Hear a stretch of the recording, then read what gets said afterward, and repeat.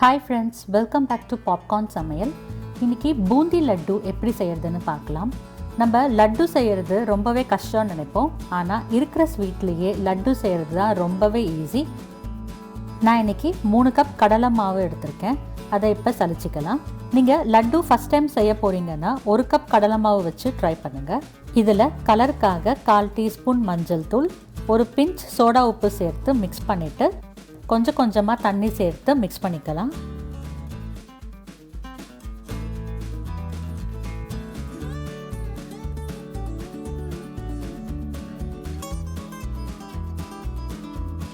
கொஞ்சம் கூட கட்டிகள் இல்லாமல் இந்த மாதிரி ஃப்ளோயிங் கன்சிஸ்டன்சிக்கு இருக்கணும்.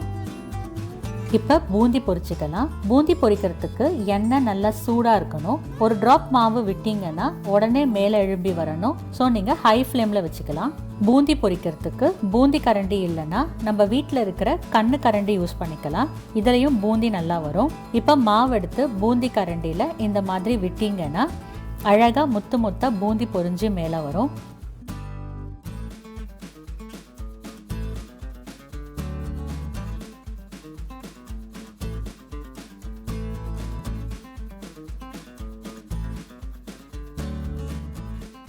லட்டு பண்ணுறதுக்கு பூந்தி கிறிஸ்பியாக இருக்கணும்னு அவசியம் இல்லை.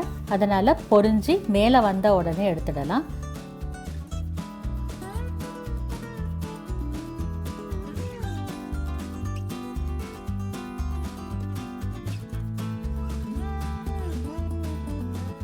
அடுத்த பேட்ச் பண்ணும்போது கரண்டியை வாஷ் பண்ணி தொடச்சி யூஸ் பண்ணுங்கள். அப்போ தான் பூந்திகள் முத்து முத்தாக வரும்.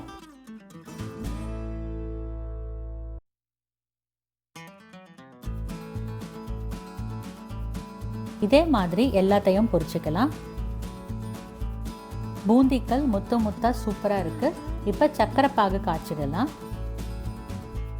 பேனில் 3 கப் சர்க்கரை, 1/2 கப் தண்ணி சேர்த்து ஒரு கம்பி பதம் வர வரைக்கும் வெயிட் பண்ணலாம். நீங்கள் 1 கப் கடலை மாவு யூஸ் பண்ணுறீங்கன்னா 1 கப் சர்க்கரை, 1/2 கப் தண்ணி சேர்த்துக்கோங்க. இதில் கலருக்காக கொஞ்சமாக குங்குமப்பூ சேர்க்குறேன். இப்போ ஒரு கம்பி பதம் வந்துடுச்சு. ஸ்டவ் ஆஃப் பண்ணிவிட்டு 2 டேபிள் ஸ்பூன் ஏலக்காய் தூள், பொரிச்ச பூந்திகள் சேர்த்து நல்லா மிக்ஸ் பண்ணிக்கலாம்.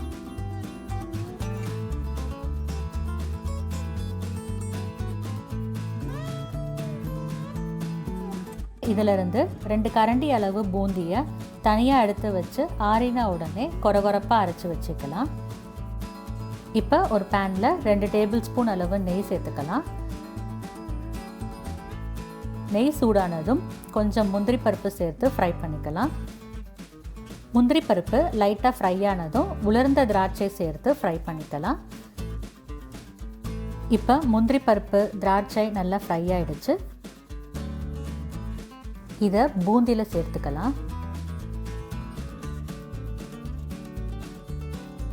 கூடவே மிக்சியில் அரைச்ச பூந்தியையும் சேர்த்து நல்லா மிக்ஸ் பண்ணிக்கலாம். இப்படி அரைச்சி சேர்க்கறதுனால லட்டு பிடிக்கும்போது பர்ஃபெக்ட் ரவுண்ட் ஷேப்பில் வரும். இது கொஞ்ச நேரம் ஆறட்டும்.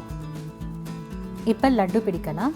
கை நிறைய பூந்திகள் எடுத்து டைட்டாக பிடிங்க, அப்போ தான் உடையாமல் இருக்கும்.